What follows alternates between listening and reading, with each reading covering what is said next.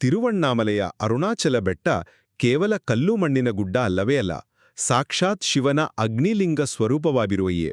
2.6 billion ವರ್ಷಗಳಷ್ಟು ಹಳೆಯದಾದ ಜೀವಂತ ದೇವಾಲಯವನ್ನು ಸುತ್ತುವ ಗಿರಿವಲಂ ಅನ್ನೋ 14 ಕಿಲೋಮೀಟರ್ ನಡಿಗೆ ಇದೆಯಲ್ಲ, ಅದು ಅಹಂಕಾರ ಅಳಿಸಿ ಅಪಾರ ಶಾಂತಿ ಕೊಡೋ ಒಂದು ಅದ್ಭುತ ಆಚರಣೆ. ಮೊದಲನೇದಾಗಿ ಈ 14 ಕಿಲೋಮೀಟರ್ ಪಥದ ಅಸಲಿ ಮಹತ್ವನ ನಾವಿಲ್ಲಿ ಅರ್ಥ ಮಾಡ್ಕೋಬೇಕು.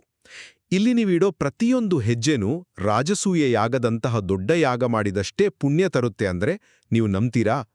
ಖಂಡಿತ. ಇಷ್ಟು ದೂರ ನಡೆಯೋದು ಬರೀ ದೈಹಿಕ ವ್ಯಾಯಾಮ ಅಂತ ಮಾತ್ರ ಅನ್ಕೋಬೇಡಿ. ಇದೊಂದು ರೀತಿ ನಮ್ಮೊಳಗಿನ ಕಲ್ಮಶಗಳನ್ನೆಲ್ಲ ಸುಟ್ಟು ಹಾಕೋ ಪ್ರಬಲ ಪ್ರಕ್ರಿಯೆ. ಎರಡನೇದಾಗಿ, ಈ ಹಾದಿಯುದ್ದಕ್ಕೂ ಸಿಗೋ ಪವಿತ್ರ ತಾಣಗಳು ನಿಮ್ಮನ್ನ ಅಕ್ಷರಶಃ ಬೆರಗುಗೊಳಿಸ್ತವೆ. ಅಷ್ಟೋಕೋಣ ಆಕಾರದಲ್ಲಿರೋ ಈ ಮಾರ್ಗದಲ್ಲಿ 8 ದಿಕ್ಕುಗಳನ್ನ ಕಾಯುವ ಇಂದ್ರ, ಅಗ್ನಿ, ಯಮ, ವಾಯುವಿನಂತಹ 8 ಪ್ರಮುಖ ಶಿವಲಿಂಗಗಳಿವೆ. ಜೊತೆಗೆ ರಮಣ ಮಹರ್ಷಿ, ಶೇಷಾದ್ರಿ ಸ್ವಾಮಿಗಳಂತಹ ಮಹಾನ್ ಸಿದ್ಧರ ಆಶ್ರಮಗಳೂ ಇವೆ. ಇದೇ ನೋಡಿ ಜಗತ್ತಿನಾದ್ಯಂತ ಸಾಧಕರನ್ನ ಇಲ್ಲಿಗೆ ಸೆಳೆಯೋದು. ಕೊನೆಯದಾಗಿ, ಈ ಗಿರಿವಲಂ ಮಾಡುವ ಸರಿಯಾದ ವಿಧಾನದ ಬಗ್ಗೆ ಹೇಳ್ತೀನಿ ಕೇಳಿ.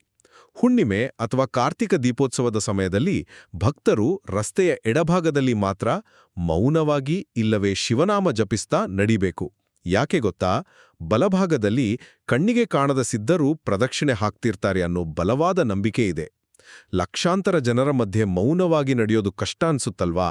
ಆದ್ರೆ ಖಂಡಿತ ಸಾಧ್ಯ.